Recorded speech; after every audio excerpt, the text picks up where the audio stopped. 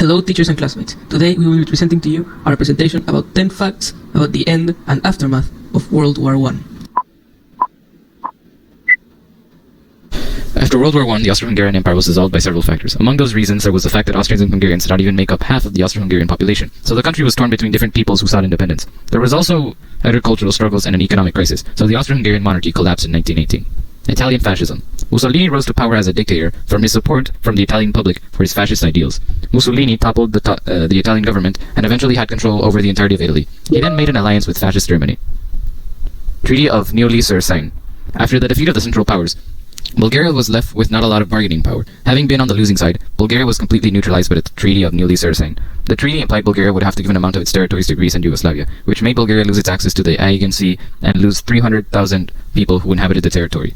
It was restricted to an army of only 20,000 soldiers and had to pay war reparations to the Allies.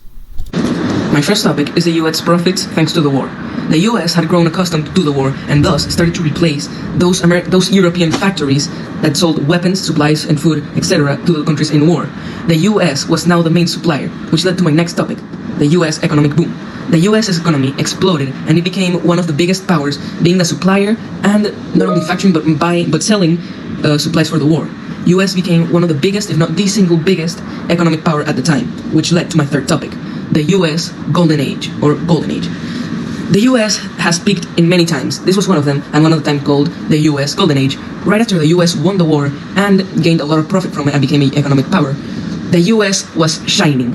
Although this didn't last long, because as we know, the Great Depression came where the rich people had a lot of money and the poor had nothing.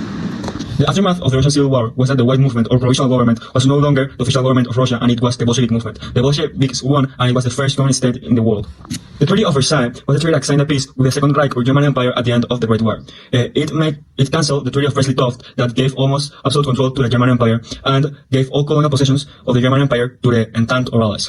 It also gave Alsace sovereignty to France and most of their eastern mainland of the German Empire, like Danzig, to the newly formed state of Poland. The Ottoman Empire was reparted between France and Britain, and a short-lived Arab state to the south. The partition of the Middle East was that France got Lebanon, Syria, Britain, Palestine, Jordan, and Iraq, so this would have repercussions in the future.